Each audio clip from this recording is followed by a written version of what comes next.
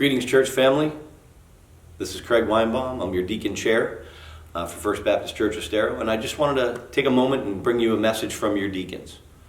I want to talk to you a little bit about what's going on at the church. Well, not everybody's here, and just to let you know the programs and things that have been put in place for you, for our church family, and for us to be able to reach outside of our church family and to assist others in the community.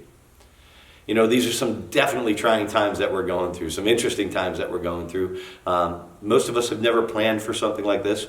Most of us have never even thought of something like this.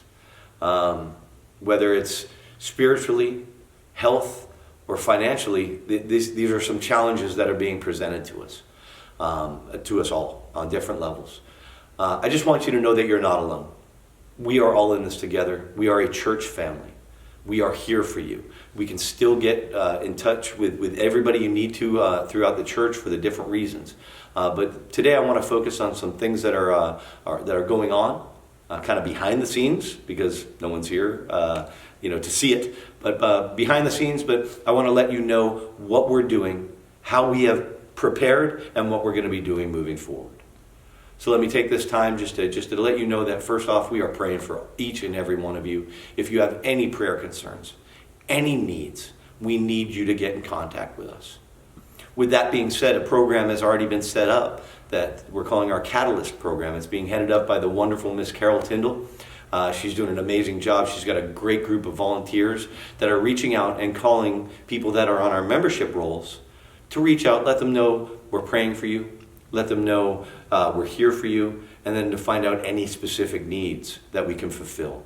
Now, honestly, we can't fulfill everything, but we're doing our best. Emergent needs are being filled, hopefully within at least 48 hours, and then throughout the rest of the needs that are brought to us, we're doing our best to get everything taken care of for you. If you have not been reached out to yet or contacted yet by someone from the Catalyst team, that's probably because we don't know you yet. We don't have your information in our Lectio system. If you're not familiar with our Lectio system, this is something that was brought on a few years back without even knowing how much we were going to need it. I believe Miss Stephanie Hunt brought this to our attention, and we brought it in. And it's just an awesome program that we use that gives us all of your information, your email address, and anything we need to be able to contact you. It's super easy to get in touch with us that way, and it's easy for us to get in touch with you. It's very easy to sign up as well. If you need any help signing up, you can reach out to somebody in our church office, and we can walk you through that process. Emails have been sent out, but again, if we don't have your information, you didn't receive it. Many of the things that we're doing that for you can be reached through our website.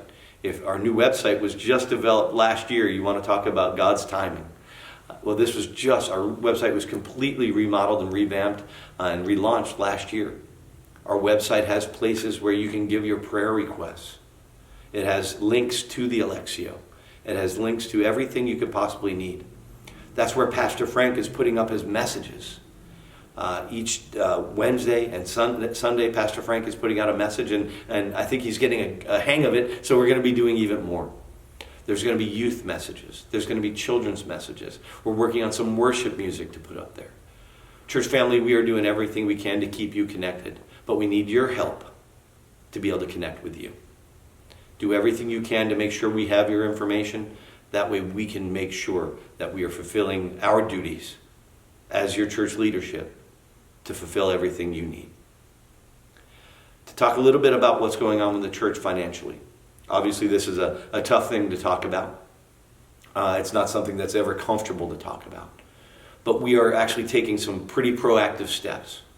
Our treasurer has brought some extended numbers for us on what we anticipate giving to look like through July.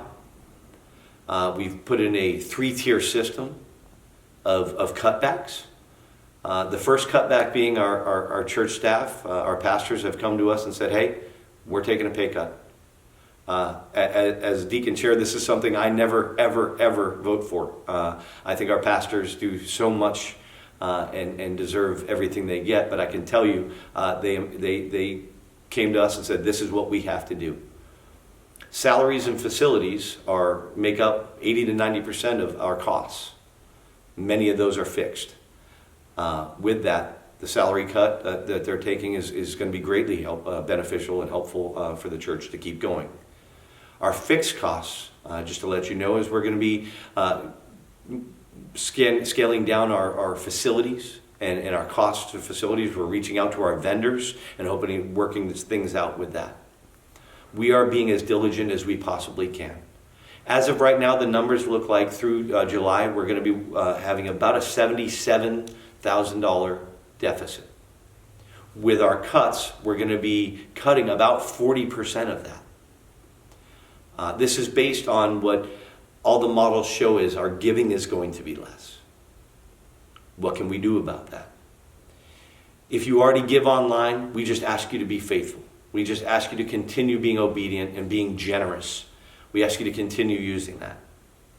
If you don't give online now, this is a great opportunity to sign up through the website and through Alexio to be able to give online. It's super easy, it's simple, but again, if you're like me and not real tech savvy, we have people available that can help you with that. If you still trust the snail mail, you can send it regular mail, or we will have a drop-off location here at the church. But what I ask you is that we're all in this together, that you keep being generous and you keep being faithful. We just need you to not make it additional sacrifice, not make additional giving, but just to keep being faithful, keep being obedient. We're not asking for equal gifts. We're asking for equal sacrifice from each and every one. We all have to do this. This is our church family. We have resources and ability to reach out to so many people, but we can't do it, and we can't fulfill those needs if our funds start to dry up. So I just ask you to pray about that. I know some of you are being deeply impacted financially. If your giving your level has to go down, I understand that. We all understand that. We just ask for the equal sacrifice. So with that being said, it is not time to just circle the wagons. It's time to just be faithful. God's got this. He is going to take care of us. In a minute, I'm going to be walking around the church property because I want to take this time to show you what's available for your families. While our facilities and buildings may be closed, we are blessed with incredible grounds here at First Baptist. We have so much outdoor space that we can utilize. For some of you that live in areas where maybe it's not safe for your kids to play out in the street because of traffic, or you don't have a big yard, well, look at this. We have a beautiful parking lot we can ride our bikes in and skateboard in. We're going to be roping that off. So I'll get into more of that when we take a little walk around campus. But for now, just know that your deacons are available. The catalyst groups will be reaching out for you. We are all here for you. You're not alone. So whatever anxiety you might be feeling, please just trust in God and trust in us and your family that we are going to wrap our arms around you and we are going to get through this. I'm praying for you. I know your deacons are all praying for you, and we're all here for you. I just wish you just health, safety, peace, and God bless you all. Thank you. All right, church family, I'm back. We're outside now.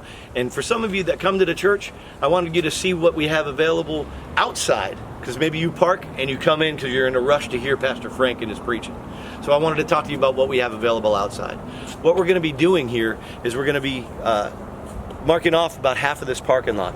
So this parking lot is going to be available for your kids to come ride their skateboards, their scooters, their big wheels, their bicycles. We have a basketball net here. Please bring your own balls because we don't have access to be able to clean the basketballs, but we can play basketball here. And we're talking about your immediate family. We're talking about just the people in your house. We want you to be able to come here and exercise, get outside.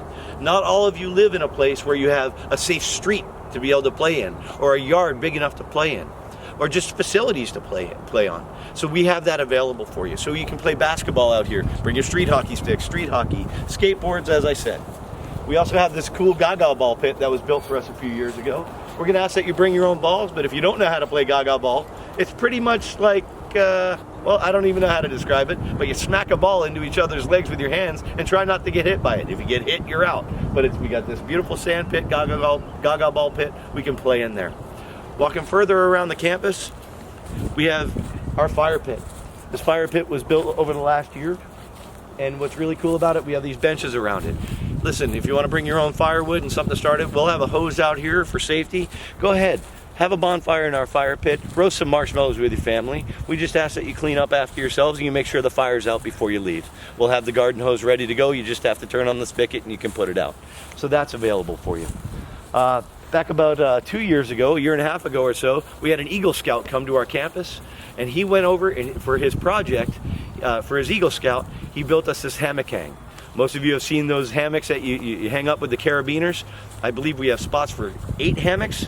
You can sit there with your family, have a hammock hang. Have a Bible study with your family, or just sit back, relax, and have a cool time. So then we can walk around the other side. The one thing we are going to talk about is the playground. The playground, because we have no real way to sanitize it in between use, we're going to say let's stay off the playground. Okay, I know it's going to be one of those things that the kids are going to want to play on, but let's just be safe about this, because this virus, from what I understand, can live on hard surfaces for a few days. So let's maybe stay off the playground. So as we continue walking around, I just want to show you this big field that's available for you. This field out here is, our future. We're going to want to have our next multi-purpose building built out here years from now, God willing. But we have this gorgeous field out here. Listen, if you're a golfer, bring your pitching wedge. Not your driver, but your pitching wedge, and you can hit some balls out here. Bring a frisbee. Play frisbee with your family. Bring a kickball. Do whatever you want. It's a field. Come out here and enjoy it. Get outside, get some fresh air, and just remember how to play as a family together. Let's get off those electronics. Let's get out of the house, and let's have some time outside in God's glory and God's beauty. From your deacons at First Baptist Estero, we love you. We're praying for you. If you have any needs, please let the church know. God bless you all.